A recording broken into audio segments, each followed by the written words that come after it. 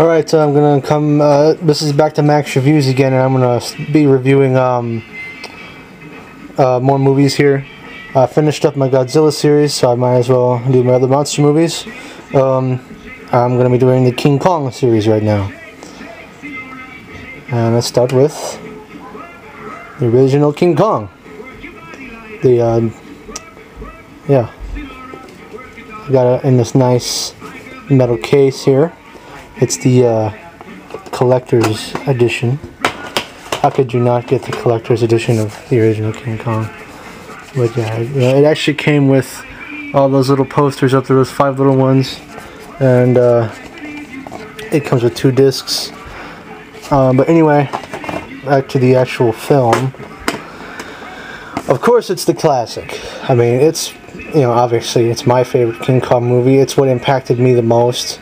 A lot of people diss on me because I put King Kong in number 2 and Godzilla at number 3 on my top favorite movies, or monster movies I should say.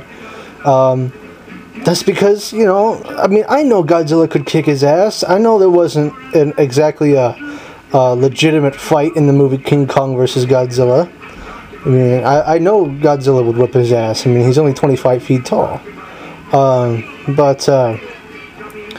I mean, the story and the character just, it impacted me more than Godzilla did. I'm sorry. You can go suck it if you don't think that's a valid reason for putting him above Godzilla. I don't put him above. I wouldn't put him above Godzilla just because I think he could kick his ass. I know he can't. I know Godzilla would win, but that's no reason to put him above him. I'm an underdog guy. I'm a Jackie Chan, not a Bruce Lee. If you understand what I'm talking about. I don't have Son of Kong, unfortunately. I will try and get it one of these days. Here's King Kong Escapes. It's actually the second King Kong related Japanese movie ever made.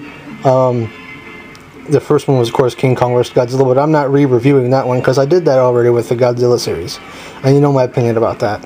This is just a funny movie. I mean, I don't regard it as being an actual serious monster movie. It's supposed to be funny. It's supposed to be comical. And of course, Mecha Kong, or Mechanic Kong, that's what it's supposed to be called, is obviously just ridiculous looking. And so is Kong. I mean, a lot of the movie, you rarely see the back of a monster. You know why? Because you always see the zipper line. It's especially true with Rodan, and it's very true with King Kong in this movie. After he defeats Gorosaurus, he walks into the water towards the submarine where the girl is. You can plainly see the flap over the zipper all the way down his back. I mean, I know it's a suit, so I can't judge on that. But that's just the reason why they don't show the backs of monsters very often. Because, things like that are easy to find. Overall, King Kong the original gets a 9 out of 10. This guy gets a 6 out of 10. I would give it a 7 if it was a little more serious, of course, but it's not. But it's a very good movie. I mean, I'll watch it.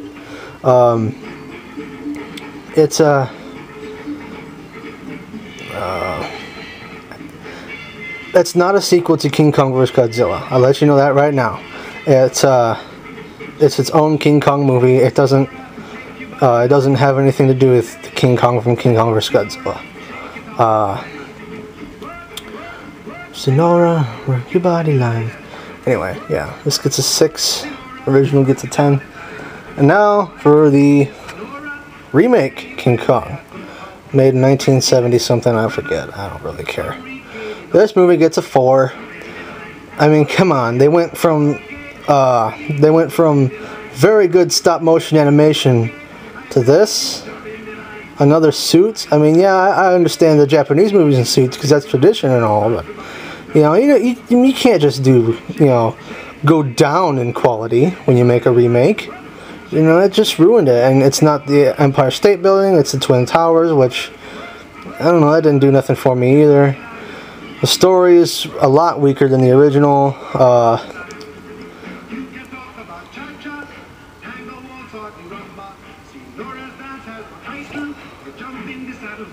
See, he's touching her vag right on the cover, or on the back cover. He's poking her vag. You see that? I don't know, 4 out of 10. I don't want to talk about it no more. And this atrocity, King Kong Lives, the very unnecessary sequel to the remake of King Kong. Apparently, King Kong was brought back to life by Sarah Connor, Terminator, and she gives him a mechanical heart. But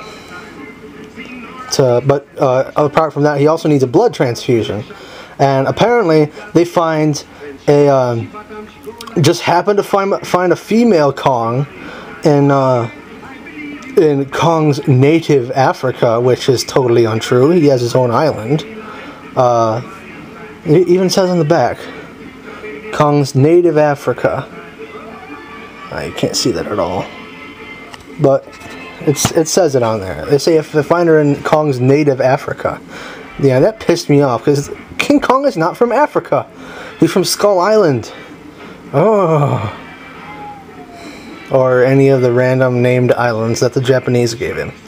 But he's not from Africa. Talk about Congo from hell. But this is a horrible movie.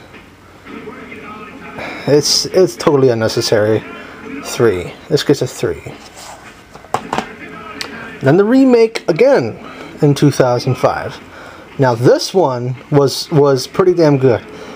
Quite a bit long. But it almost worked for me. The length did. I mean, I like how deep the story went. It went even deeper than the original. I give this an 8 out of 10. It's a very good movie. I was concerned when I heard they were making this movie that it was going to be another American Godzilla. You know, the atrocity that became. But this is actually worthy of remembrance. It is a very good movie. The special effects are amazing. The story is very deep. And of course, I got the deluxe extended edition. You know, it's got 3 discs. And you know, that's one thing that pissed me off about this. In order to watch the whole movie, you have to change discs, like you had to do on the old VHS, like Titanic. You had to switch VHS. In this one, you have to switch DVDs. To watch the rest of the movie, switch DVD. And I'm just like, what? Oh well, it's still worth it. Very, very nice.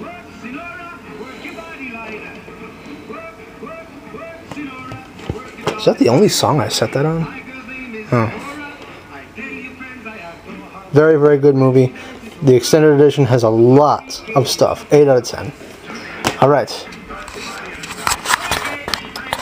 To recap, the original King Kong got a 9 out of 10. Perfect movie. The King Kong Escapes got, I believe I give it a 6 out of 10. The remake of King Kong in 1976 gets, give it a 4. King Kong Lives in, I don't care what year, 3. And the remake of King Kong gets a 8. King Kong has some good movies and some not so good movies. Alright, I'm going to be doing some more reviews.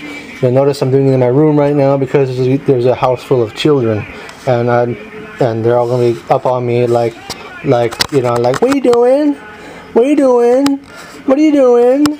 Even if I tell him I'm doing a movie review, but he's like 3 years old and the other one's like 1, and they won't know what a movie review is. So they'll keep coming back every 10 minutes like, what are you doing? What are you doing? What are you doing? So that's why I'm in here. That's why Jump in the Line keeps playing over and over again, and I need to stop that.